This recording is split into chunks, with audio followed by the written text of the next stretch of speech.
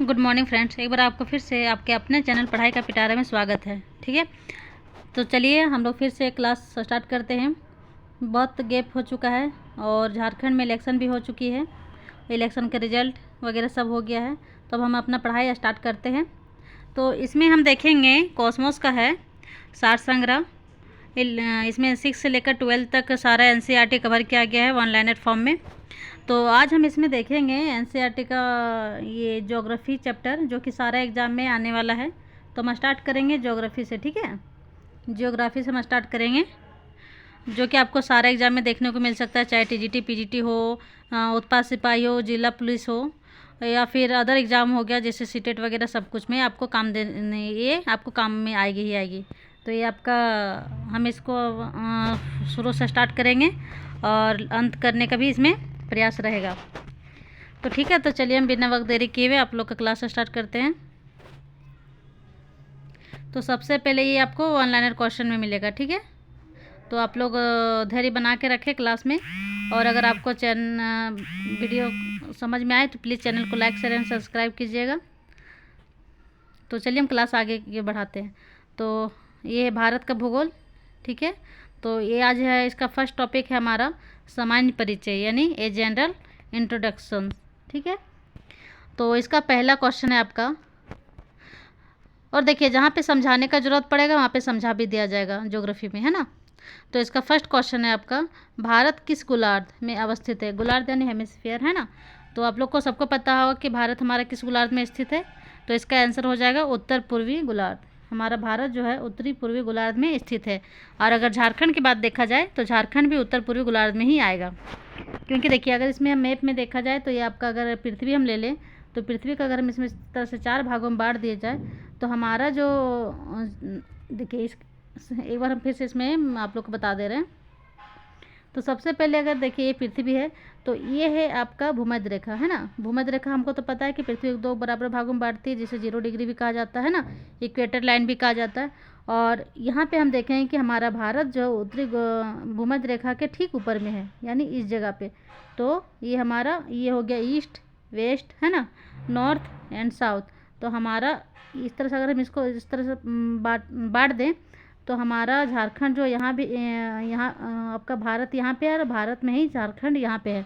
तो इस तरह से हम देखते हैं कि हमारा भारत जो उत्तरी गोलार्ध में स्थित है। ठीक है, जहाँ पे समझाने का ज़रूरत पड़ेगा हम समझा देंगे।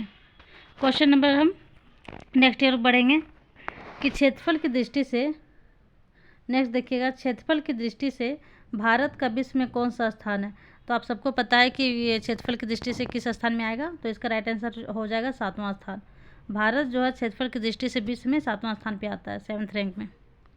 इसमें अगर इसका व्याख्या देखा जाए तो भारतीय भूभाग का विस्तार पूर्व से पश्चिम जो है 2933 किलोमीटर तथा उत्तर से दक्षिण तक इसका विस्तार कितना है, 3214 किलोमीटर यहाँ पे आपको दिया गया। इसमें आप मैप में देख सकते हैं, इसमें आप इसमें देख सकते हैं, ये हो गया आपका पूर्व से पश्चिम, है ना, ये पूर्व से पश्चिम और ये उत्तर से दक्षिण।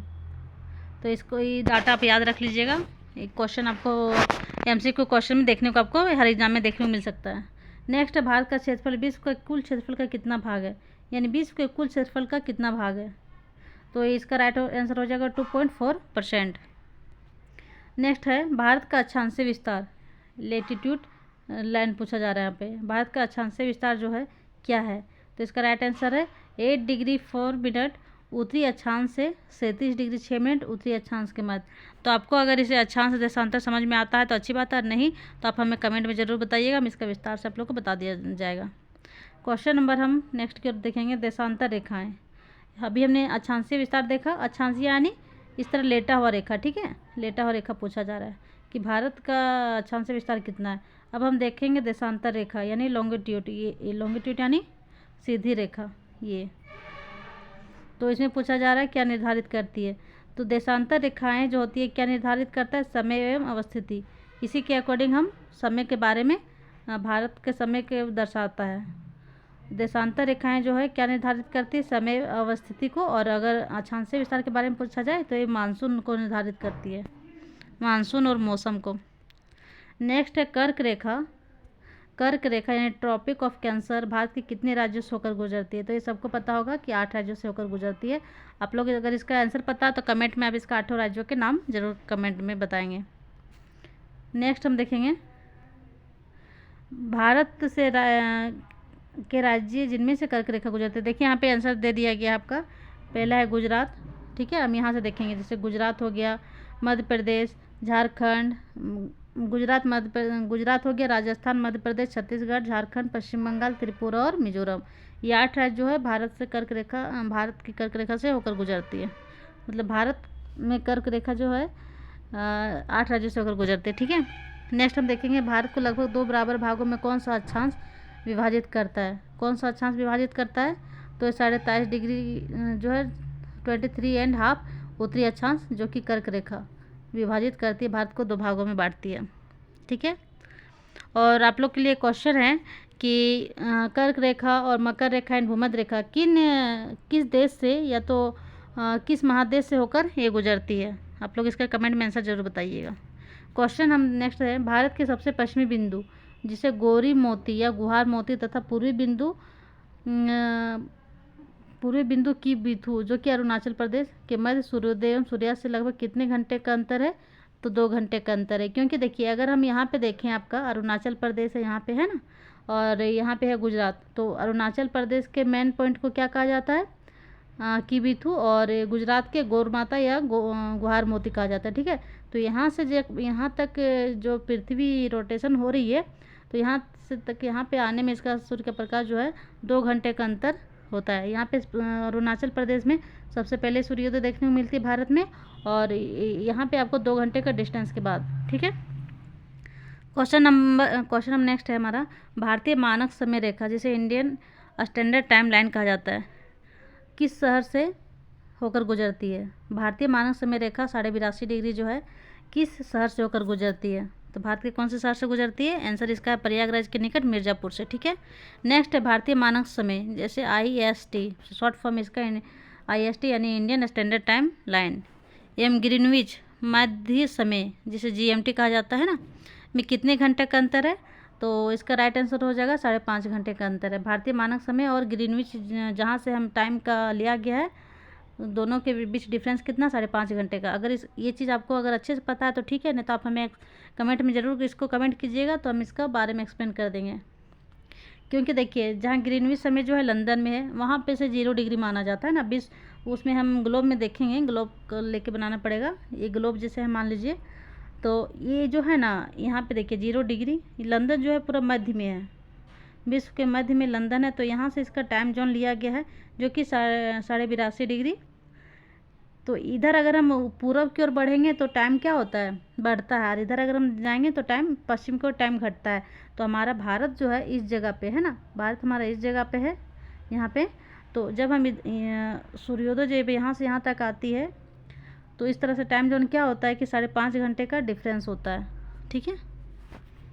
तो इसलिए पूछा जा रहा है भारतीय मानक समय रेखा जो है 82.5 डिग्री की शहर से गुजरती है, प्रयागराज के निकट मिर्ज़ापुर से। नेक्स्ट भारतीय मानक समय यानी IST ग्रीनविच मध्य समय जिसे GMT में कितने घंटे का अंतर होता है? तो 5.5 घंटे का अंतर होता है। यदि भारतीय मानक समय, नेक्स्ट देखिए इसका एक्सप्लेनेशन क्या गया कि यदि भारतीय मानक यामोत्तर यानी इंडियन स्टैंडर्ड मेरिडियन पर मध्याह्न है तो 120 डिग्री पूर्वी देशांतर पर स्थानीय समय कितना होगा? मतलब 2:30 बजेगा, 2:30 अपराह्न होगा। तो सही है, क्योंकि हमारा जो भारत का टाइम जो है 5.5 घंटे का डिफरेंस है, इसलिए। नेक्स्ट है भारत का सुदूरस्थ दक्षिणतम बिंदु जिसे साउदर्न मोस्ट पॉइंट कौन सा है? तो ये है Indira point. Indira point great Nicobar द्वीप पर स्थित है। तो देखिए ग्रेट निकोबार द्वीप कहाँ पे है आपका? यहाँ पे अंडमान निकोबार में, ठीक है। तो यहाँ पे इसका मेन पॉइंट है इंदिरा पॉइंट, यहाँ पे आपको दिख रहा होगा, यहाँ पे देखिए इंदिरा पॉइंट, ठीक है। नेक्स्ट हम देखेंगे भारत का एकमात्र जिला कौन सा है जिसकी भारत का एकमात्र जिला कौन सा है जिसकी सीमा 4 राज्यों का स्पर्श करती है? तो एकमात्र जिला के बारे में पूछा जा रहा है, तो वो है सोनभद्र जिला। जो सोनभद्र जिला कहाँ है? उत्तर प्रदेश में है। तो जो कि भारत का एकमात्र जिला सोनभद्र जिसकी सीमा 4 राज्यों को स्पर्श करती है, जिसमें से हमारा झारखंड भी हो जाएगा। नेक्स्ट भारत की सबसे पूर्वी और पश्चिमी देशांतर रेखाओं के मध्य कितनी डिग्री का अंतर है? तो लगभग 30 डिग्री। पूछा जा रहा है भारत की सबसे पूर्वी और पश्चिमी देशांतर रेखाओं के मध्य कितनी डिग्री का अंतर होता है? लगभग 30 डिग्री का अंतर है। ठीक है, तो यहाँ पे देखिए भारतीय मानक समय 82.5 डिग्री, जो कि 5 राज्यों उत्तर प्रदेश, मध्य प्रदेश, छत्तीसगढ़, ओडिशा और आंध्र प्रदेश होकर गुजरते हैं। जिस तरह से कर्क रेखा 8 राज्यों से होकर गुजरती भारत में, उसी तरह से भारतीय मानक समय जो है, तो हमने क्या बताया था कि ये जो है जिस तरह से कर्क रेखा भारत में 8 राज्यों से होकर गुजरती है, उसी तरह से भारतीय मानक समय रेखा जो है भारत में 5 राज्यों से होकर गुजरती है ना, जो कि उत्तर प्रदेश है, मध्य प्रदेश है, छत्तीसगढ़, उड़ीसा एवं आंध्र प्रदेश होकर गुजरती है। ठीक है, अब नेक्स्ट की ओर हम बढ़ेंगे।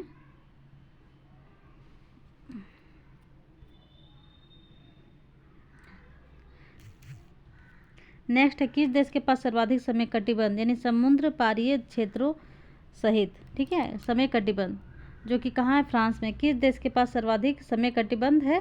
तो हो जाएगा आपका फ्रांस। यहाँ पे दिया है इसका एक्सप्लेनेशन में, भारतीय मानक समय रेखा एवं कर्क रेखा एक दूसरों को कहाँ पे काट रही है? छत्तीसगढ़ में काट रही है।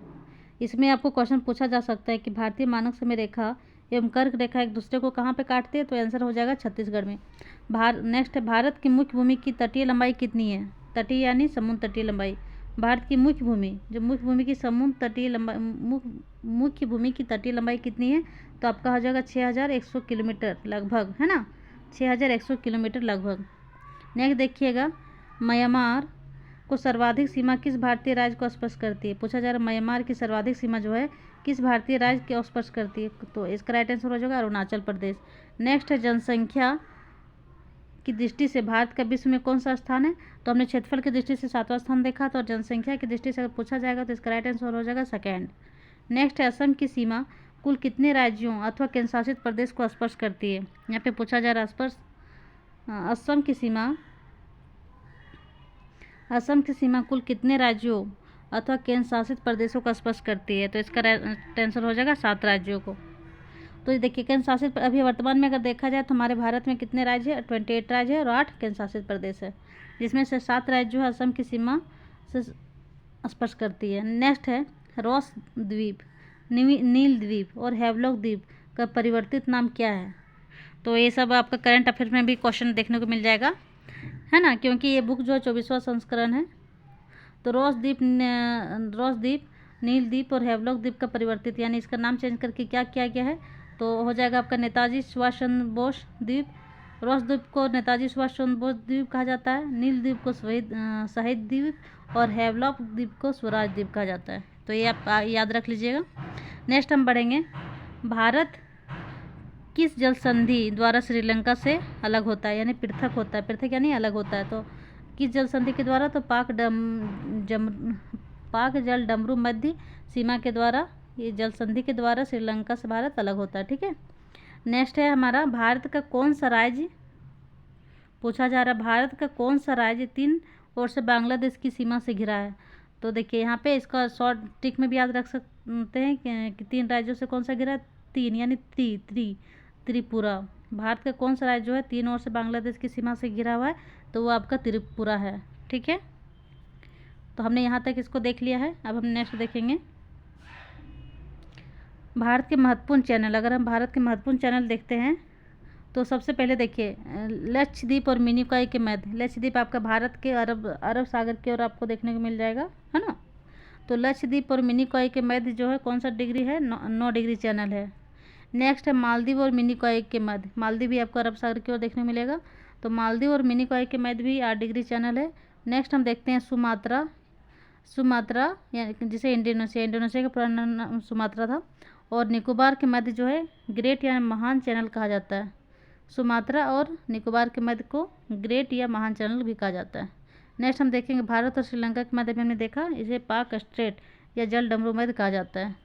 नेक्स्ट है एक पतली सी निवेशिका जो मुंबई में है, इसे माहिम क्रीक या निवेशिका भी कहा जाता है। क्रीक यानी होता है ना जो समुद्र में पानी, समुद्र का पानी जब समुद्र तटीय में घुसता है तो इस तरह से दांत की जैसा बन जाता है। ठीक है, जैसे गुजरात के जगह पे आप इस तरह से देख सकते हैं, तो इसे क्रीक कहा जाता है, एक पतली सी निवेशिका।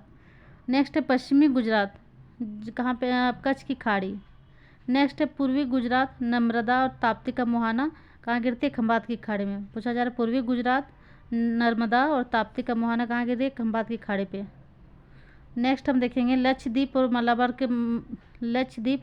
तट के मतलब मालाबार तट यानी केरल का तट को कहा जाता है ना, तो कहाँ पे है? लक्षद्वीप सागर के में स्थित है। नेक्स्ट हम देखेंगे दक्षिण पूर्वी तमिलनाडु और श्रीलंका के मध्य, जो कि मन्नार की खाड़ी स्थित है। मन्नार की खाड़ी के पास ही दक्षिण पूर्वी तमिलनाडु और श्रीलंका के मध्य जो स्थित है। ये है कोको स्ट्रेट जलडमरू मध्य, जो कि कोको द्वीप म्यांमार और उत्तरी अंडमान के मध्य में स्थित है। नेक्स्ट है डंकन पास, जो कि दक्षिणी अंडमान और लघु अंडमान के मध्य में है। और ये आपका नेक्स्ट है अंडमान और निकोबार के मध्य में कौन सा डिग्री है? चैनल है 10 डिग्री चैनल स्थित है। अंडमान और निकोबार के मध्य में 10 डिग्री चैनल स्थित है। ठीक है, यहाँ तक हम लोग देख लिया। अब हम देखते हैं विभिन्न देशों के साथ भारत के अंतर्राष्ट्रीय सीमा की लंबाई एवं संबंध, राज्य एवं केंद्र शासित प्रदेश। तो ये आपका है, हम देखते हैं देश, इस एक देश है यहाँ पे आपका लंबाई यानी किलोमीटर में और सीमा रेखा। ठीक है, तो फर्स्ट है आपका बांग्लादेश। बांग्लादेश की लंबाई जो है टोटल कितना है? दूसरे देशों के साथ देखेंगे कितना बाउंड्री शेयर कर रही है, तो 4096.7 किलोमीटर जो है शेयर करती है। तो किसके साथ शेयर करती है? पाँच राज्यों के साथ, जैसे हो जाएगा भारत के 5 राज्यों के साथ, पश्चिम बंगाल, मेघालय, मिजोरम, त्रिपुरा और असम। ये 5 राज्य जो है बांग्लादेश से अपने बाउंड्री शेयर करती है। नेक्स्ट हम देखेंगे चीन के साथ हम कितने बाउंड्री शेयर किया जा रहा है? 3488 किलोमीटर जो है। और भारत और चीन के मध्य जो रेखा है इसे मैकमोहन रेखा कहा जाता है। और बांग्लादेश और भारत के मध्य अगर हम देखेंगे तो रेड क्लिफ रेखा कहा जाता है ना। तो इसमें चीन के साथ जो है 5 राज्य यहाँ पे शेयर कर रहे हैं, लद्दाख, हिमाचल प्रदेश, उत्तराखंड, सिक्किम और अरुणाचल प्रदेश। नेक्स्ट हम देखेंगे पाकिस्तान जो है 3323 किलोमीटर बाउंड्री शेयर करती है। और पाकिस्तान और भारत की सीमा को रेड क्लिफ लाइन भी कहा जाता है। ये भी 5 राज्य से बाउंड्री शेयर कर रही है, गुजरात, राजस्थान, पंजाब, जम्मू कश्मीर और लद्दाख। नेक्स्ट है नेपाल से 1751 किलोमीटर की लंबाई शेयर करती है। ये भी 5 राज्यों के साथ शेयर कर रही है, उत्तर प्रदेश, बिहार, पश्चिम बंगाल, सिक्किम और उत्तराखंड। नेक्स्ट है म्यांमार, जो कि 1643 किलोमीटर बाउंड्री शेयर करती है 4 राज्यों के साथ, अरुणाचल प्रदेश, नागालैंड, मिजोरम और मणिपुर। नेक्स्ट है आपका भूटान जो 699 किलोमीटर बाउंड्री शेयर करती है भारत के साथ, और ये 4 राज्यों के साथ शेयर कर रही है, पश्चिम बंगाल, सिक्किम, अरुणाचल प्रदेश और असम। और सबसे अंतिम है अफगानिस्तान जो है 106 किलोमीटर बाउंड्री शेयर करती है। और अफगानिस्तान और भारत की सीमा रेखा को डूरंट रेखा कहा जाता है ना, जो सिर्फ लद्दाख के साथ ये बाउंड्री शेयर करती है। तो इस तरह से हम देख सकते हैं, आप इसे टिक के साथ भी बना सकते हैं। ठीक है, तो इसका टोटल अगर हम देखा जाए तो 15,106.7 किलोमीटर जो है भारत के साथ ये सब देश बाउंड्री शेयर करते हैं। अब अगर मैकमोहन रेखा और रेड क्लिफ रेखा के बारे में थोड़ा सा हम जानकारी प्राप्त कर लेते हैं। मैकमोहन रेखा के बारे में अगर देखा जाए तो अंग्रेजों के शासन के दौरान भारत व चीन के मध्य उत्तर पूर्व में यह सीमा रेखा 27 अप्रैल 1914 को निर्धारित की गई थी। ये आपको क्वेश्चन में पूछा जा सकता है ना। 27 अप्रैल 1914 को निर्धारित की गई थी, जिसे मैकमोहन रेखा कहा गया। इसका नामकरण सर हेनरी मैकमोहन के नाम पर किया गया है। वर्ष 1914 में हुए शिमला समझौता में इसे दोनों देशों ने सीमा रेखा के रूप में स्वीकार किया था। ठीक है, नेक्स्ट है रेड क्लिफ लाइन। विभाजन के पश्चात 17 अगस्त 1947, विभाजन के पश्चात यानी 2 दिन बाद 17 अगस्त 1947 को भारत और पाकिस्तान के मध्य निर्धारित की गई सीमा रेड क्लिफ रेखा के नाम से जानी जाती है। इस रेखा का निर्धारण बॉर्डर कमीशन द्वारा किया गया था, मतलब इसको काम दिया गया था बॉर्डर कमीशन को। इस कमीशन के अध्यक्ष जो थे सर सिरिल रेडक्लिफ थे। इन्हीं के नाम पर इस सीमा का नाम रेड क्लिफ रेखा रखा गया था।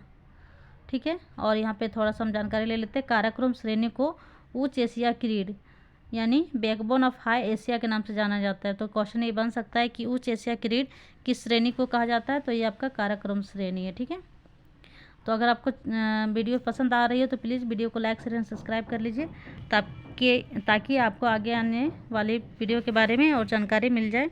और आप हमारे टेलीग्राम चैनल से ज्वाइन होना चाहते हैं तो आप इसका डिस्क्रिप्शन में लिंक दिया हुआ है, आप वहाँ से भी इसे ज्वाइन हो सकते हैं। तो हम देखते हैं भारत, राज्य और केंद्र शासित प्रदेश।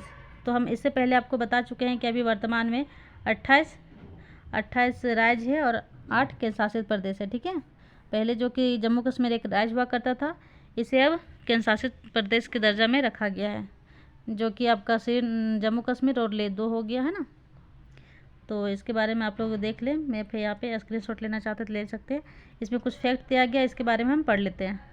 दादर और नगर हवेली तथा दमन व दीव का विलय, पहले दादर नगर हवेली अलग था और दमन दीव भी अलग था, दोनों को मर्ज कर दिया गया है ना। तो संसद ने लोकसभा में 27 नवंबर 2019 को तथा राज्यसभा में, मतलब लोकसभा में 27 नवंबर 2019 को पारित किया गया और राज्यसभा में 3 दिसंबर 2019 को पारित दादरा व नगर हवेली तथा दमन व दीव, जो कि केंद्र शासित प्रदेशों का विलय विधेयक 2019 के माध्यम से उपयुक्त दोनों केंद्र शासित प्रदेशों का विलय कर दिया गया है। यह पुनर्गठन 26 जनवरी 2020 से प्रभावी, पूछा जा सकता है कि प्रभावी कब से हुआ, तो 26 जनवरी 2020 से प्रभावी है। अब नए केंद्र शासित प्रदेश का नाम दादरा व नगर हवेली तथा दमन व दीव होगा और इसकी राजधानी दमन, मतलब दोनों को मिला के एक कर दिया गया और इसका राजधानी जो है दमन है। ठीक है, तो यहाँ पे देश की चतुर्दिक अंतिम सीमा बिंदु, इसमें आप शॉर्ट में इसको याद कर सकते हैं कि दक्षिणतम बिंदु जो है इंदिरा पॉइंट है, जो कि कहाँ पे स्थित है, ग्रेट निकोबार द्वीप में। उत्तरतम बिंदु जो है इंदिरा कॉल है, जो कि जम्मू कश्मीर में स्थित है। पश्चिमोत्तर बिंदु जो है गोरमाता या गुहार मोती के नाम से जाना जाता है, जो कि गुजरात में है। पूर्वोत्तर बिंदु जो जिसे किबिथु के नाम से जाना जाता है, जो अरुणाचल प्रदेश में स्थित है। मुख्य भूमि का दक्षिणतम बिंदु जो है कन्याकुमारी, मुख्य भूमि का दक्षिणतम बिंदु जो कन्याकुमारी है, 8 डिग्री 4 मिनट में उत्तरी अक्षांश तमिलनाडु में स्थित है। हिमालय की पर्वत श्रेणियों का उत्तर से दक्षिण क्रम क्या है, तो देखिए ये आपको एग्जाम में, बहुत से एग्जाम में आपको देखने मिलेगा कि हिमालय की पर्वत श्रेणियों का उत्तर से दक्षिण क्रम, मतलब ऊपर से लेकर हम नीचे की ओर देखेंगे तो सबसे पहले हो जाएगा काराकोरम श्रेणी, लद्दाख श्रेणी, जास्कर, पीरपंजाल, धौलाधर और शिवालिक। काराकोरम, लद्दाख, जास्कर, पीरपंजाल, धौलाधर, शिवालिक, इस तरह से आप इसका सीरीज में याद कर सकते हैं। नेक्स्ट हम देखेंगे भारत एक दृष्टि में, भारत के बारे में इसमें जितना दिया गया है, आप इसमें भी बहुत सारे क्वेश्चन यहाँ से आपको देखने को बन सकते हैं। तो सबसे पहले हमारा देश के बारे में बताया गया, देश क्या है, भारत। अन्य नाम इसका क्या क्या है, देश भारत का अन्य नाम है आर्यवर्त, जम्बूद्वीप, भारतवर्ष, हिंदुस्तान और इंडिया, है ना।